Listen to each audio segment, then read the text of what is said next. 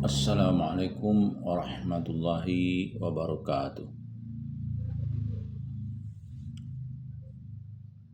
Innal hamdalillah nahmaduhu wa nasta'inuhu wa nastaghfiruh. Wa na'udzu billahi min shururi anfusina wa min sayyiati a'malina. May yahdihillahu fala mudhillalah wa may yudlil falan tajida lahu waliyyan mursyida. Asyhadu an la ilaha illallah wa asyhadu anna Muhammadan abduhu wa rasuluhu la nabiyya ba'd.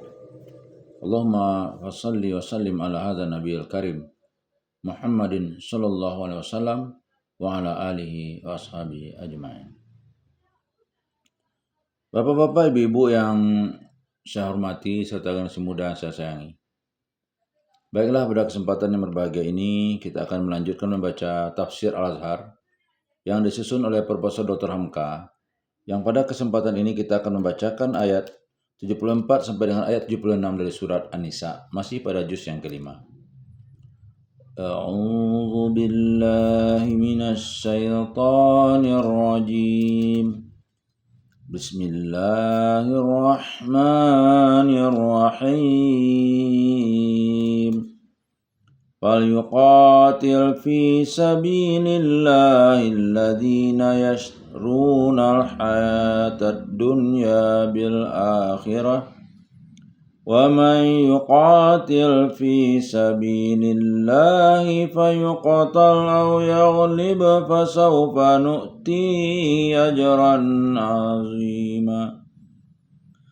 وَمَا لَكُمْ لَا تُقَاتِلُونَ فِي سَبِيلِ اللَّهِ وَالْمُسْتَضْعَفِينَ مِنَ الرِّجَالِ وَالنِّسَاءِ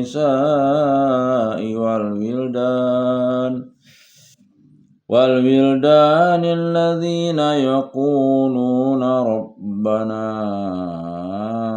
أخرجنا من هذه القرية الظالم أهلها واجعل لنا من لدنك وليا واجعل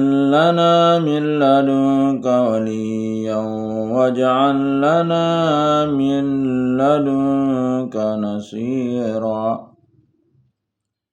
الذين آمنوا يقاتلون في سبيل الله والذين كفروا يقاتلون في سبيل الطاغوت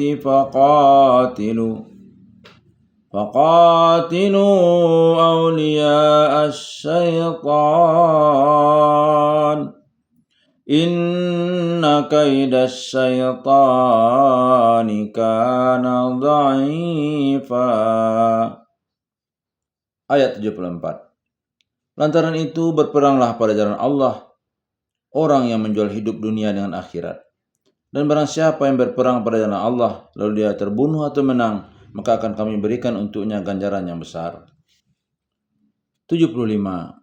Mengapa kamu tidak mau berperang pada jalan Allah dan membela orang-orang yang telah ditindas dari laki-laki dan perempuan dan kanak-kanak yang telah berkata mereka, ya Tuhan kami, keluarkanlah kiranya kami dari negeri ini yang penduduknya begini zalim, dan jadikanlah untuk kami dari sisi Engkau seorang pembela. Ayat 76.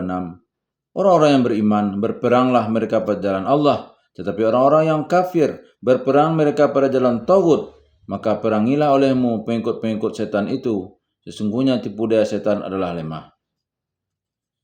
Perang dan tujuannya. Sebab itu orang-orang yang beriman janganlah sampai beribah hati melihat sikap orang-orang yang telah terbelakang jiwanya. Orang yang beriman hendaklah jalan terus. Lantaran itu berperanglah pada jalan Allah orang yang menjual hidup dunia dengan akhirat. Pangkal ayat 74. Yang berani menghadapi peperangan menegakkan jalan Allah hanyalah orang yang telah menjual dirinya kepada Allah, telah membuat kontak dengan Allah. Kehidupan dunia dengan segala macam tipu dayanya telah dijualnya kepada Allah. Diri seluruhnya telah terjual, pembelinya ialah Allah. Dibelinya dengan surga dan nikmatnya di akhirat. Maka diri yang telah dibeli Allah itu tidak dapat ditawar orang lagi. Di sana telah terpasang tiket, telah terjual. Sebab itu tidak ada penjualan dua kali. Itulah jiwa yang selalu maju, bukan jiwa yang terbelakang. Jiwa yang terbelakang ialah karena masih terikat dengan dunia. Dan barang siapa yang berperang pada jalan Allah, lalu dia terbunuh atau menang, maka akan kami berikan untuknya ganjaran yang besar. Ujung ayat 74. Kalau diri sudah dijual habis kepada Allah, mati baik menang pun baik. Jika dia mati karena kematiannya, itulah agama Allah hidup. Dia menjadi saksi dari kebenaran Allah dan citanya akan terus hidup. Mungkin sebentar karena tekanan keras dari luar membenam dia ke bawah tanah laksana air. Nanti apabila orang menggali sumur mencari air yang jernih, sayak yang landai, dia akan bertemu kembali. Jika dia menang, merasailah dia sementara waktu hasil kemenangan itu. Namun dia akan kembali juga kepada Allah buat menerima pahala ganjarannya. Terbunuh ataupun menang, tidaklah ada korban yang sia-sia di sisi Allah. Tempat sudah tersedia, yaitu tempat yang mulia. Kemudian dengan secara susunan pertanyaan, Allah membangkitkan hati kaum yang beriman buat berperang. Mengapa kamu tidak akan mau berperang pada jalan Allah dan membela orang-orang yang tertindas dari laki-laki dan perempuan dan kanak-kanak? Pangkal ayat 75. Berapa banyaknya manusia yang tidak berani membuka mulut menyebut yang benar, tidak berani mengerjakan ibadah dengan terang-terang, karena yang berkuasa ialah orang yang zalim, dipenuhi selalu oleh rasa takut dan cemas. Yang telah berkata mereka, ya Tuhan kami, keluarkanlah kiranya kami dari negeri ini yang penduduknya begini zalim, dan jadikanlah untuk kami dari sisi Engkau seorang pembela. Ujung ayat 75. Inilah keluhan teman-temanmu seagama, sepaham dan setujuan yang tengah menderita di negeri Mekah. Ketika kamu berhijrah ke Madinah, mereka tidak sanggup turut karena lemahnya keadaan mereka. Ada laki-laki, ada perempuan, dan ada anak-anak. Selain daripada mereka mengharapkan surga, bangkitkanlah perasaan belas kasihan kepada kawan-kawanmu itu.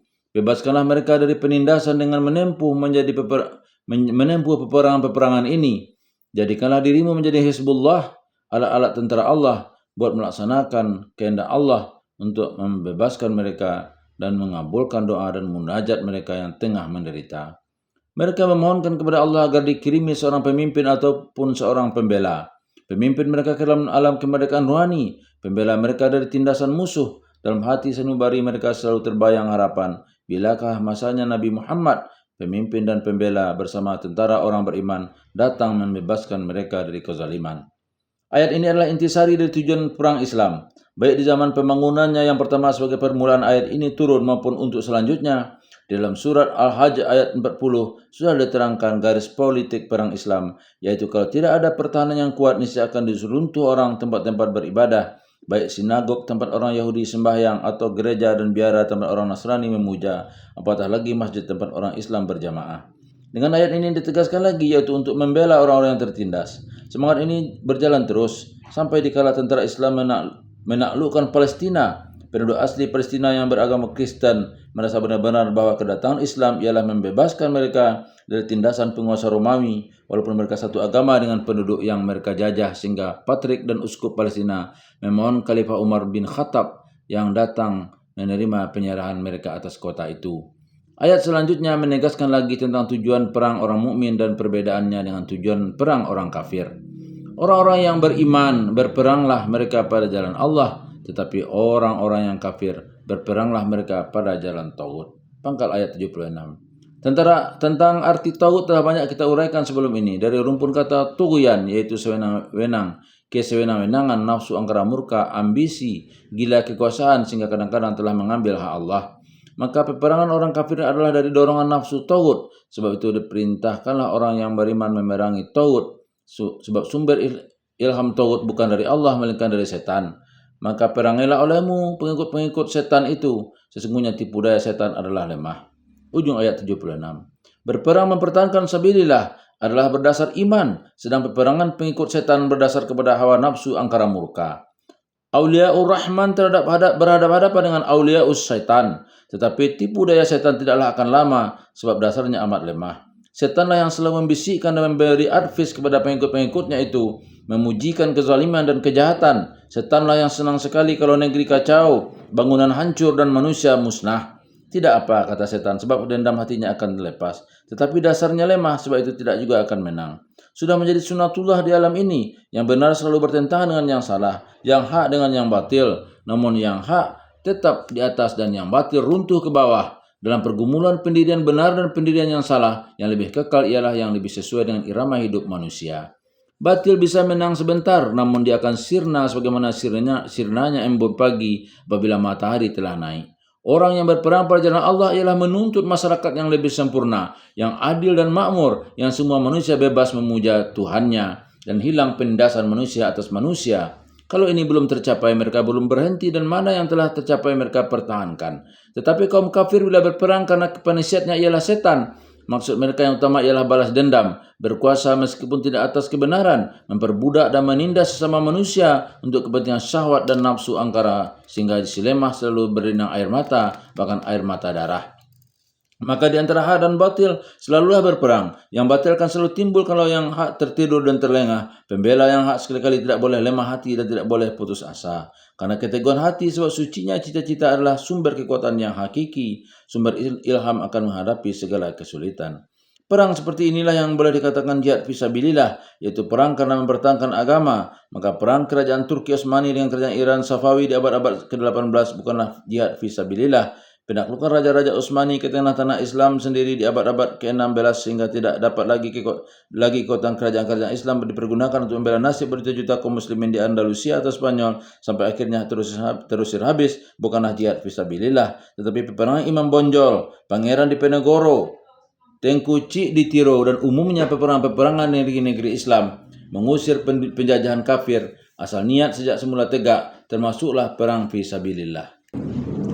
Dan tidaklah menjadi jihad fisabilillah ketika pemerintah Turki telah kepayahan pada Perang Dunia Pertama 1914 sampai dengan 1918 telah sangat terdesak lalu menyebut-nyebut sabilillah, padahal dari beberapa tahun sebelum perang itu pecah, pemimpin Partai Ittihad Wat Taraqi telah lebih mementingkan kebangsaan Turki Taurani dari kesatuan akidah Islamiyah sehingga rakyat mereka yang Islam mereka tindas. Sehingga bangsa Arab dapat dibujuk oleh Inggris dan Prancis memberontak kepada Turki. Padahal setelah mereka lepas dari Turki, bertahun-tahun lamanya mereka ditindas oleh bangsa-bangsa yang menipu mereka itu, sehingga akhirnya Palestina diserahkan oleh Inggris kepada Yahudi. Semoga timbullah kembali pengertian kita umat yang memeluk Islam, apa arti dan apa syarat hukum dan rukun jihad fisabilillah atau perang sabil bagi menegakkan agar kalimat Allah di atas dan kalimat orang yang kafir runtuh ke bawah. Oleh sebab itu, semuanya hati-hatilah kita memakai kata-kata jihad fisabilillah ini, karena kata-kata togut yang berarti setan kadang-kadang terpecah menjadi togiyah, yaitu pemimpin-pemimpin atau kepala-kepala pemerintahan yang sangat besar hawa nafsunya berkuasa, tamak dan loba hendak melakukan penyerbuan ke negeri lain untuk melebarkan kuasa. Lalu mereka berkuda ulama-ulama penjual iman untuk mengeluarkan fatwa bahwa perang beliau adalah sabilillah, padahal sabilit togut. Billahi taufiq wal hidayah. Wassalamualaikum warahmatullahi wabarakatuh.